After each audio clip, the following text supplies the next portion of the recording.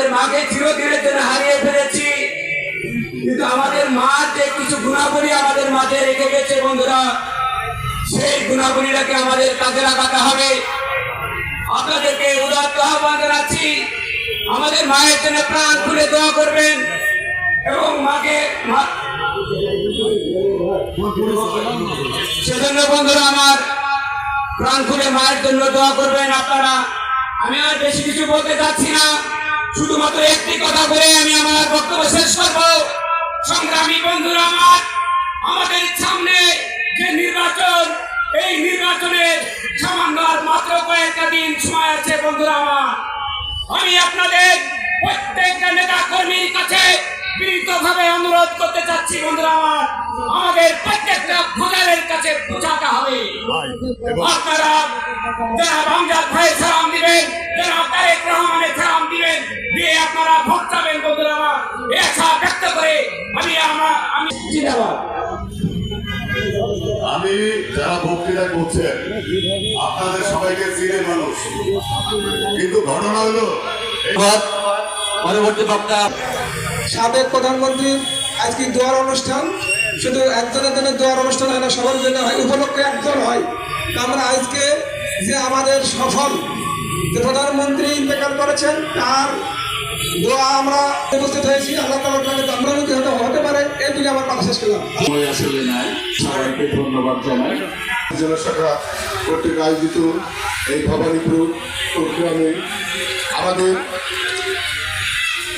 আধিপত্যবাদের বিরুদ্ধে যিনি আজন্ম আপসীনভাবে লড়াই সংগ্রাম করে গেছেন, সেই আমাদের নেতৃত্বে যে দোয়া মাহফিল, সেই দোয়া মাহফিলের সম্মানিত সভাপতি, সম্মানিত প্রধান অতিথি, ধানের শীষের কান্ডারি জননেতা জনাব আমজাদ হোসেন, আমার সিনেভাজন পৌর বিএনপি সভাপতি মুখর হোসেন মেঘলা সহ সম্মানিত নেতৃবর্গ, এবং আমরা বিএনপি করি তাই না, আমরা ধানের শীষের প্রতীকে বিশ্বাসী।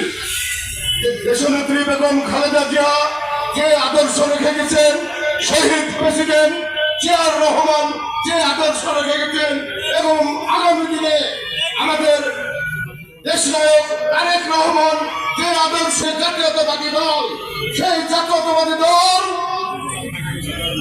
আমাদের জননেতা এই ধানের শীষের প্রতীক, বিএনপির প্রতীক, এই ধানের শীষের প্রতীক, বাংলাদেশের খেটে খাওয়া মানুষের প্রতীক, এই ধানের শীষের প্রতীক বেগম খালেদা জিয়ার প্রতীক।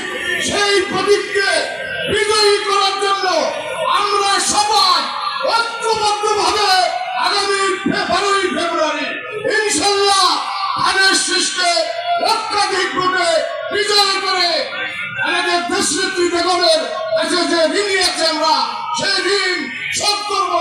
সবাই মিলে আমরা ঐক্যবদ্ধ হয়ে আগামী জাতীয় সংসদ নির্বাচনে ইনশাল্লাহ ধানের শীষের প্রতীককে বিজয়ী করবই করব। এবং আরো আমি বলতে চাই, আপনারা অনেকে দ্বিধাদ্বন্দ্বে ছিলেন যে আমাদের জননেতা জাভেদ মাসুদ মিল্টন, জননেতা জাভেদ মাসুদ আমজাদ হোসেন দুজনে মনে হয় আলাদাভাবে কাজ করছে, কেন মিটিং করেছি।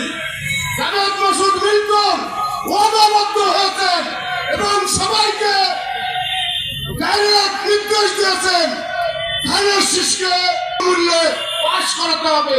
এখন আমাদের সমস্ত দ্বিধাদ্বন্দ্ব ভুলে ঐক্যবদ্ধ হয়ে ধানের শীষকে বিজয় করতে হবে।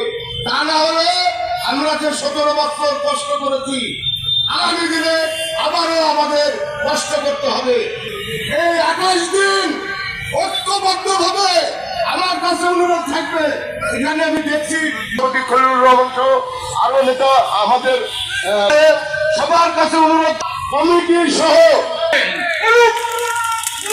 হবে না, প্রতিদ্বন্দ্বী হবে না।